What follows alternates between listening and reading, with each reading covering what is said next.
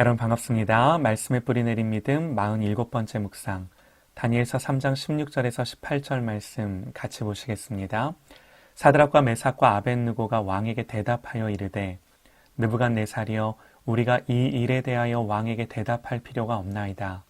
왕이여 우리가 섬기는 하나님이 계시다면 우리를 맹렬히 타는 풀무불 가운데서 능히 건져내시겠고 왕의 손에서도 건져내시리이다. 그렇게 하지 아니하실지라도 왕이여 우리가 왕의 신들을 섬기지도 아니하고 왕이 세우신 금신상에게 절하지도 아니할 줄을 아옵소서. 아멘. 다니엘서는 유다 백성들이 바벨론의 포로로 잡혀간 이야기부터 시작해서 포로로 끌려가 그 바벨론의 한복판을 살고 있을 때 하나님이 다니엘을 통해 하신 말씀입니다.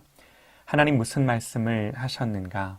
한마디로 요약하면 자기의 뜻대로 왕들을 세우시기도 하시고 패하기도 하시는 이 역사와 세계에 대한 하나님의 통치와 주권입니다. 그러면서 세상의 모든 왕들과 나라들은 영원하지 않지만 하나님이 세우시는 하나님의 나라는 영원히 설 것을 말씀하시는 거죠. 오늘 본문은 다니엘의 친구들의 믿음의 영웅담 같이 우리에게 알려진 이야기죠. 그러나 이 이야기는 하나님의 주권을 잘 보여주는 사건입니다.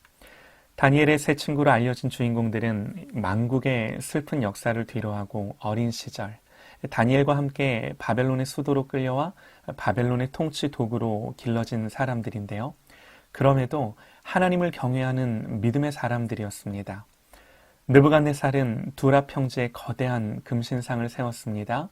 그리고 낙성식을 계획했고 이를 위해 제국 내의 모든 귀족과 지방 관리들을 다 불러 모아서 일제히 금신상 앞에 절을 하게 했어요.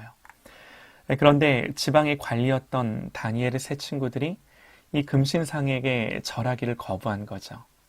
느부갓네살은 절하지 않으면 풀무불에 던지겠다 위협합니다. 거기에 대고 하는 말이 오늘 본문이죠.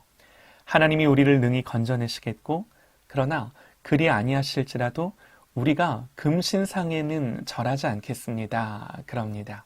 결국 풀무불 속에 들어가는 거죠. 그런데 느부갓네살이 놀라운 광경을 목격합니다. 분명히 세 사람이 들어갔는데 네 사람이 보이는 거예요.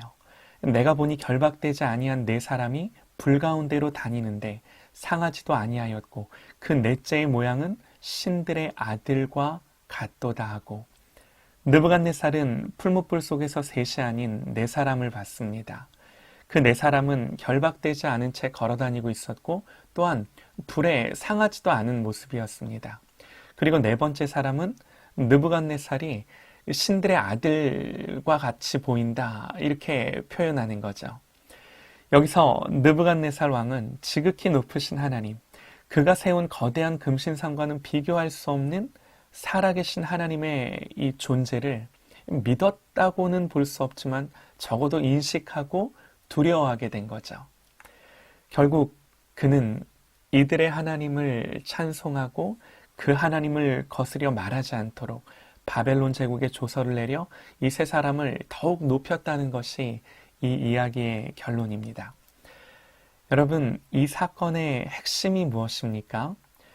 이것은 믿음 때문에 우리가 고난받을 때 우리가 믿음을 끝까지 지키면 하나님이 우리를 불 속에서라도 건져내실 뿐만 아니라 우리를 전보다 더 높이시고 하나님의 이름도 존귀하게 된다. 하나님 그런 말을 하고자 하시는 걸까요? 17절 말씀을 보면요.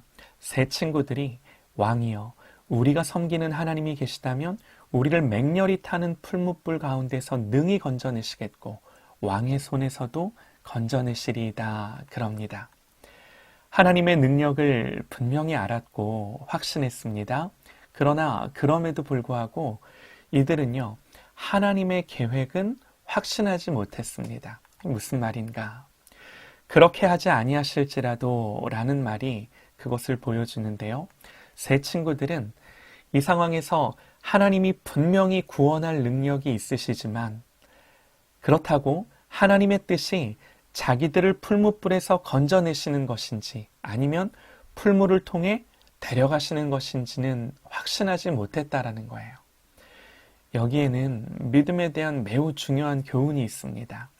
믿음은요, 하나님의 능력을 인정하는 것입니다. 그리고 동시에 하나님의 주권 가운데 완전한 하나님의 자유, 하나님이 주권과 자유를 가지셨다는 것을 인정하는 것입니다.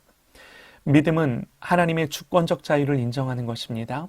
하나님은 어떻게든 행하실 자유와 주권을 가지고 계시고 그 주권과 의지에 따라 무엇을 행하시든 행하시는 모든 것이 선하시다고 고백하는 것이 우리의 믿음이라는 거죠.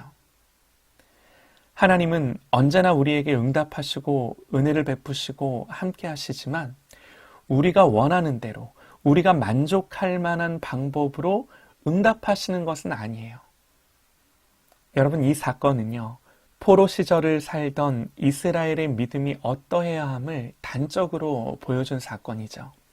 풀무불에 들어간 세 친구처럼 바벨론 한복판으로 들어간 이스라엘이 어떻게 하나님을 믿고 신뢰해야 하는지를 보여주는 사건입니다.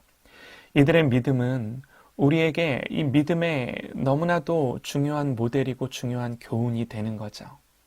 그러나 이 사건은요, 더 중요한 메시지를 우리에게 전해주는데요.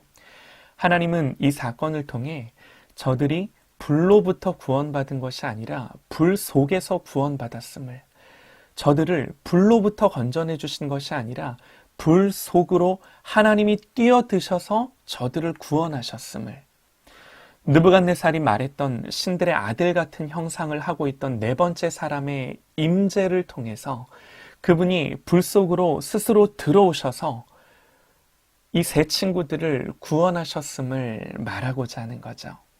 이것이 이 이야기를 통해서 하나님이 우리에게 가르쳐주고자 하는 핵심입니다. 이것이 심판과 멸망을 살아내는 이스라엘 백성들을 향한 하나님의 마음이셨어요. 여러분, 이것이 십자가를 통해 이 땅으로 뛰어드신 하나님의 마음이셨어요. 오늘 이야기의 핵심은요, 풀무불에서 나왔다가 아니라 그리스도께서 풀무불 속으로 우리와 함께 하시려고 찾아오셨다는 이야기입니다. 천국이 우리의 고통의 풀무불 속으로 찾아온 거죠. 이것이 포로로 바벨론을 살고 있는 이스라엘 백성들의 신앙이 되기를 바라는 하나님의 마음이신 거죠. 여러분, 우리에게도 마찬가지입니다. 십자가에서 확증된 사랑은요, 저와 여러분이 어떤 상황 가운데 있다 하더라도 절대로 변할 수 없는 하나님의 사랑을 우리에게 보여줍니다. 그럼에도 하나님은 우리에게 불을 허락하세요. 불 속에 들어가는 것을 허락하십니다. 그러나 그 불 가운데 하나님이 함께 들어오세요. 사랑하는 여러분, 이 하나님을 믿고 신뢰하며 저와 여러분의 인생 속에 어떤 고난을 만나더라도 어떤 상황을 마주하더라도 그 속에서 우리와 함께 하시는 하나님, 그 속에서부터 우리를 구원하시는 하나님을 경험하는 저와 여러분 되시기를 간절히 소망합니다.